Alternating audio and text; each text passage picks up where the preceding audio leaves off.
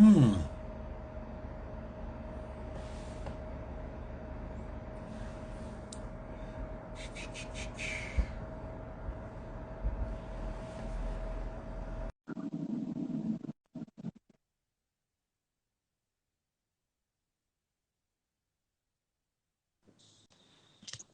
I did it. Yay! Yay. How's it going? It's going good. How about you? Going well. On this warm, sticky, humid, gross evening. Can you hear me okay? Yeah, I hear you. Great. So we had, I think, 2 weeks off. Yeah, we did. Did you enjoy your time off from these forums? I had a great time. I had COVID. It was really fun. So next week, I told you, I think, I'd like to I'd like to talk about the lasting effects of COVID. Not necessarily post-COVID, but the effects that people have after COVID. Like in the So first just, weeks once they are quote unquote out of the woods, but are still. yeah, like for example, I had COVID Christmas week, and since then, my sinuses have not been exactly the same. Not necessarily bad, but not exactly right. My son Ben, who had COVID in over Thanksgiving, always around holidays, um, his taste and his smell have been weird. Yeah. Like he doesn't like the taste of coffee anymore, and he used to love coffee. A Wow. lot of I didn't realize that. lot of people have these really sort of weird, lingering, not major, Yeah. but annoying symptoms. So I'd like to dive into that a little bit next week. But that's next week. Sounds good. What about this week? I think this week we're going to talk about anxiety And depression. and depression. So let me just first introduce you and me. I'm Dr. Daniel Fenster. You're Diana Orchant. This is the Complete Wellness Community Forum, which we do pretty much every week. 2 weeks ago, Diana was out with some stuff. Last week, we had a technical difficulty. I forget exactly what it was. Oh, we didn't have a link. Uh, and this week, we're only on Instagram Live.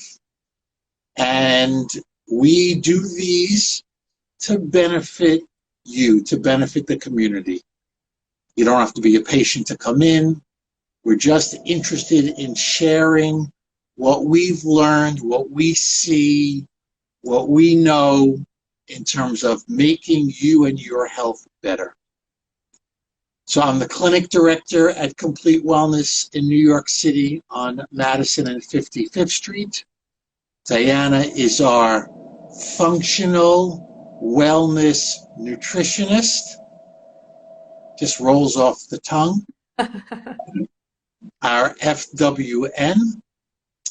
And tonight we've talked about many different things. Tonight we're going to talk about anxiety and depression.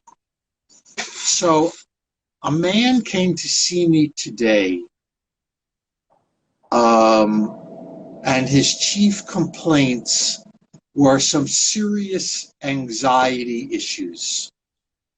And most of those issues were spurred on, began Mm-hmm. as the result of some incidents, some really traumatic incidents in his life. And he was looking for psychological care in the office. And I also spoke to him about the functional wellness piece of it, the neurotransmitters, etc. And it's hard to bottom line it, but I think the bottom line is he refused to believe that this was really a big part of his problem. He said, yeah, I'm sure that would be like an ancillary benefit, but I've been a vegan for a long time. I exercise every day. I meditate 2 hours a day. But has he looked under the hood to see what's actually going on? I didn't say that to him. Of course, of course. I mean, obviously, this guy, not obviously, but this guy was pretty traumatized. Yeah. And I didn't want to, negate that in any way, shape, or form. But when a person has let's call it a physical stimulus that begins, whether it's depression or anxiety or both, or so there's something, like specific going on, how much does a under the hood issue, to use your term, affect this? So it depends. There's multiple different facets that we would look at when we quote unquote look under the hood.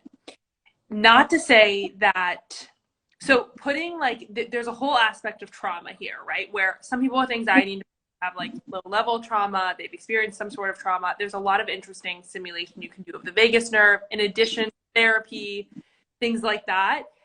This sounds like a much more that would actually be really applicable here. But when it comes to more generalized anxiety, depression, or even more intense, looking under the hood can certainly help make it a lesser part of your life, right? Not to say it will 100% get rid of it with someone who has trauma, and there's a whole nother piece to this, but certainly dampen the response. For someone who has more anxiety and depression, where they, it's kind of low level lingering, then I definitely think there's a whole component here of nutrient deficiencies, even genetic SNPs or different components of our genes. And then also looking at our neurotransmitters and gut health. All of these different areas can play a big role. So if someone wants to see you at Complete Wellness for anxiety/depression, would you see them without them having some kind of counseling? It depends on how intense it is, right? And that's something that we would talk about if they didn't. A lot of people already have kind of explored therapy. That's a little bit more conventional, and then they're kind of looking into this as the next step. But if they haven't, then yes, that's something I would definitely talk to them about. But some people just feel like they have low-level anxiety about things that they can't control, or they are more prone to depression certain times of year, or they're just fully themselves. And in that case, a lot of times these areas can be explored a little bit more, with or without. Right. This is a complex issue. Mm-hmm. And for a lot of people, a very emotional issue. As a person that's in the older generation, I see a lot of anxiety in 30 and 20-year-olds. And I was speaking with a 25-year-old woman who was telling me that she had anxiety. And I said to her, I see a lot of people in your generation, 20s and 30s, who have anxiety. And that's what I asked her. Why do you think that is? Yeah. What'd she say? She said, and this is an exact quote, "My generation has a lack of grit." Interesting. I think it's more technology. What do you mean? We're just, everyone is staring at their screens 24/7. People aren't getting out enough. I mean, I think COVID, especially being indoors more, being more isolated, I think also we have this, you go on social media where people literally live and they see what other people are doing and they compare themselves, and that makes things a lot worse. I completely blame like phones, technology, comparing ourselves to public figures on TV, comparing ourselves to other people that we may follow, and also just like being addicted to our phones and staring down at them. And if we're not on that, we're on the computer. And if we're not on that, we're looking at the TV, right? We're not just like enjoying the people we're with, enjoying our life, enjoying nature. We're much more drawn to these devices. That's my personal opinion. Other than the Okay, fact so here's the obvious question. So, of course, people are addicted to their phones. Why is it some people get anxiety and some don't? that's a good question. I think some people are better at having boundaries. I also think some people. But also, more specifically, before you dive into that answer, what's the connection between somebody on their phone getting anxiety as a result of social pressures, let's call it that, and the physical piece of it? How does being on a phone screw up my neurotransmitters? I don't get that. We're constantly getting dopamine hits, so you just constantly are craving more and more and more. Explain that. What is a dopamine hit? What is that? Dopamine. Explain that. So there's four main neurotransmitters: acetylcholine, dopamine, serotonin, and GABA. Serotonin is more like happiness. GABA is more, and these are general, but GABA is more anxiety related. Acetylcholine is more memory and brain function. And dopamine is more like drive, a hit of what am I looking for? Like a rush of happiness, but also like focus and mental clarity. And so when we are constantly being exposed to something that just gives us like this instant gratification, or these like, right, you're constantly refreshing, these apps are designed to be addictive by enhancing or constantly like triggering and turning on dopamine receptors in the brain. So I think the same way people have more addictive personalities than others, I think some people become more addicted than others. So there's actually a physical connection between us staring at our phones constantly, endlessly, ridiculously, and the physical effect it has on our body. Absolutely. And how do you think that when you're getting 17 different notifications, you're not becoming anxious about the fact that you have 17 different things that you now need to do, and how are you going to get them all done at once, and that manifests into your daily life? Right? Like you're on time with your friend, but then at the same time you're like answering an email, and FaceTime is just getting even easier to multitask as our phone is allowing us to multitask. We can do 17 different things at once. How can you not feel anxiety from that? It's a great point. So on in our lives and not be like multitasking, doing 17 different things at once. I mean, that's what we are doing now. It's crazy. So in addition to helping somebody with their neurotransmitters, they also have to do their part. Absolutely. There's a whole lifestyle, really with anything in functional wellness. I always separate it into three categories: lifestyle, diet, and supplementation if needed, right? Or like additional help here, right? So there's a huge lifestyle to anxiety and depression, which is like figuring out your triggers, especially as it correlates with anxiety, and figuring out what you can do. And that's where like meditation, like it sounds like the patient that came in today, meditation's huge for that. You know, we would talk about like cell phone usage or technology usage as well, right? Like waking up, like most people are staring at their phones and reading their emails before they even open their eyes. And it's a real problem. So that's kind of like the lifestyle component of anxiety and depression and memory issues, the whole thing. Right. So because of a lot of family issues, I've gotten very interested in the brain.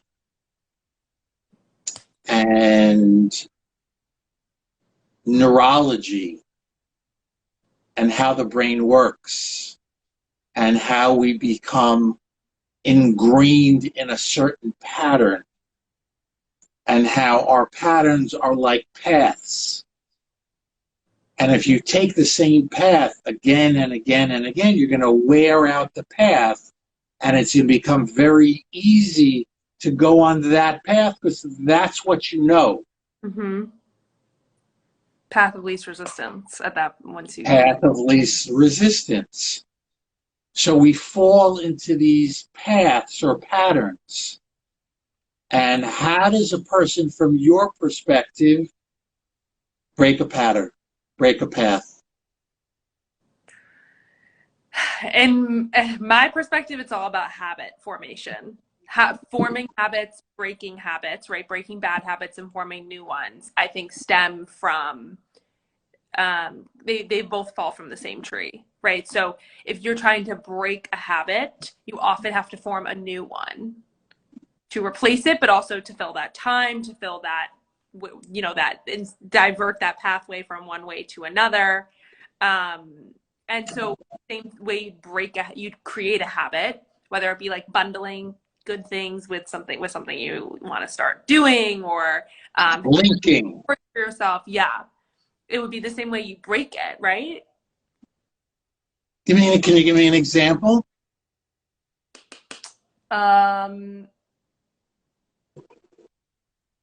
Yeah, the things I would think of is if you are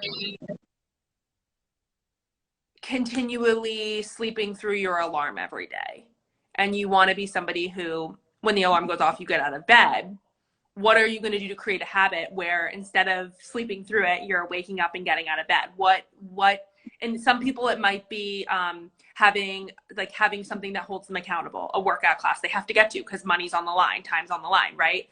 For someone else, it might be bundling something where if you get out of bed, you know that there will be something on the other side. I don't know what that is for you, something that makes you excited or happy, right? So, and in that case, you're forming a new habit by one.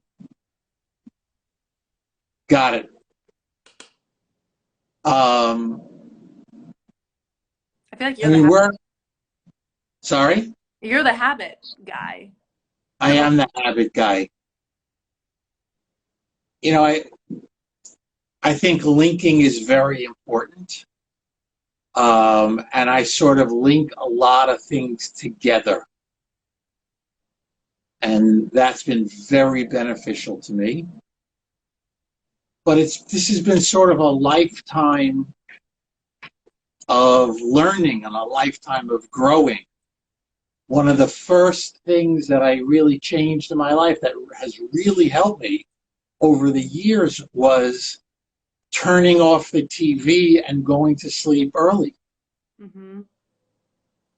I mean, I'm a huge basketball fan. Last week, I turned off the NBA Finals games because I knew I wanted to go to sleep more than I wanted to watch the game. Wow. Well, you probably knew how you wanted to feel the next day. Well, it all started with me when, first being a chiropractor, being a doctor, and having my hands on somebody at 8 o'clock in the morning and being half asleep and saying to myself, I just can't, that just doesn't work for me. Mm-hmm.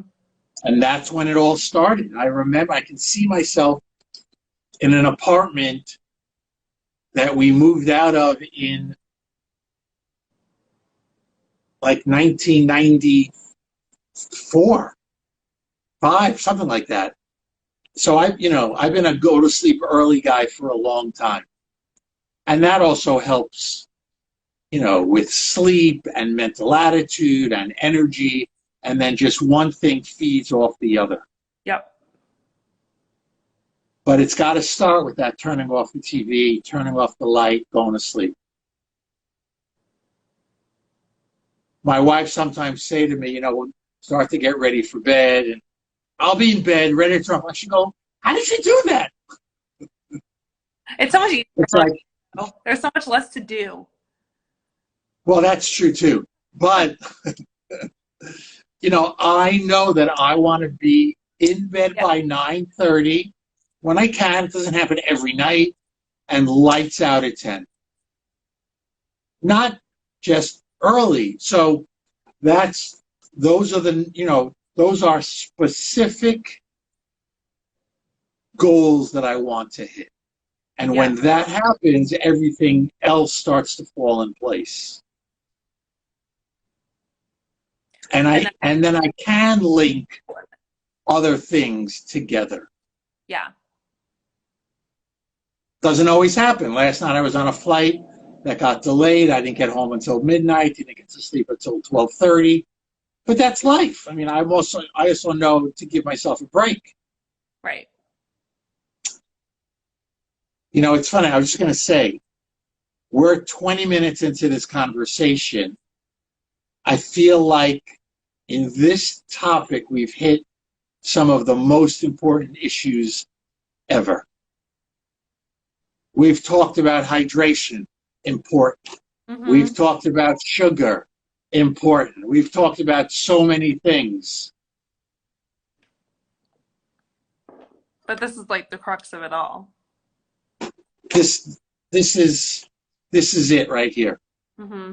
I'm going to tell our social media people to post this entire show. That's how important this conversation is. But we haven't even scratched the surface. Even scratched the surface. So let's go a little deeper into anxiety and depression. So, you know where my mind goes, root causes. I know your mind goes under the hood, to the gut, to neurotransmitters. That's one of them, right? So various nutrient deficiencies are huge here. But to skip to the fun part, we'll go straight to the gut, which is that 90% of our serotonin is made there, 50% of our dopamine is made there, and different strains of good bacteria, like probiotics, are actually what create GABA, dopamine, serotonin, you name it. It's crazy. So when you look at the gut, if you don't have these good bacteria, if your gut is compromised, you're not making these neurotransmitters. But I'm a vegan. I've been a vegan for 5 years.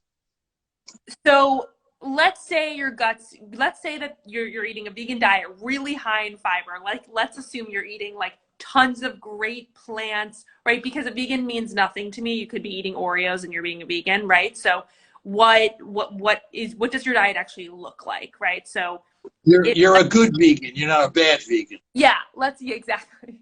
Let's assume you're a quote unquote healthier vegan. Then we'd want to look into nutrient deficiencies. So a lot of vegans have lower B vitamins, especially B12. B vitamins are involved in the production of serotonin and other neurotransmitters that regulate our mood. So lower levels of B vitamins could easily cause changes in the nervous system. With vitamin D, if you're not, and iron's one of the most important ones. If you have low levels of iron, you have less oxygen to your cells, keeping them from functioning properly, leading to fatigue, weakness, anxiety, depression, etc. So you can eat a certain way and believe that that's doing a great job to cover one area, which, if you're eating a healthified vegan diet, then you might be getting a lot of fiber, but you're often missing B vitamins and iron if we really look under the hood. Got it. Okay, so neurotransmitters, what you said, you thought of 3 things. 3 main issues. Is that what you said? Or you didn't say that? I think I said, okay, so you mean in terms of like what causes anxiety and depression as it relates to them? Yes. So nutrient status, vitamin D, iron, B vitamins, alcohol, which can impact these, as well as hormonal imbalances like thyroid issues can cause anxiety and or depression, and the gut. Got it. Those are the 3 areas we'd look at. So someone comes to us with anxiety and or depression, we need to do blood work, stool testing, and hormonal testing. Which can be done in the blood test, exactly. But if we really want to go deep on a person, something called the Dutch test might be really good. Yes. Dutch is a very, very, very thorough test. It stands for dried urine. It sounds a little gross, but it's not that gross. No. And great information. Yes. Great information. Yes, especially if you suffer from higher levels of estrogen, lower testosterone, lower levels of progesterone, like whatever it is, any hormonal imbalances, which you might not know until you do the test, but we can base it off. So let's a person. What's your method? Imbalances, things like that. So if there's any issues with the gut, that's always where we start. Because if you have any issues, if you have any imbalances in the gut, it is the first and foremost thing we must tackle, because you will have a hard time absorbing your nutrients. We can give you all the vitamins and minerals in the world. If you're not absorbing them, you're not going to use them, and it's like fairy dust. If your gut's out of balance, it's very hard for your hormones to actually work properly. So that's always where we will start. In addition, which works hand in hand with getting your gut health in check, is with your diet. Making sure you're eating an anti-inflammatory diet, which is very much individualized. It's different amongst each person. Got it. So how do you get a person's gut in order? So it depends what's going on.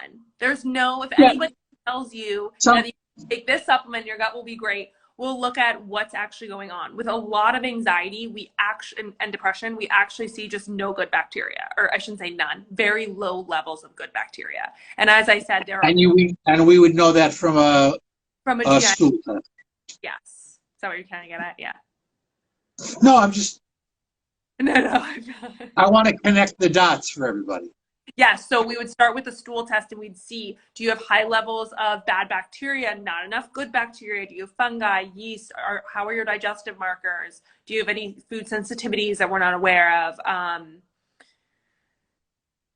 It's kind of. And you could have these issues and have no awareness of them?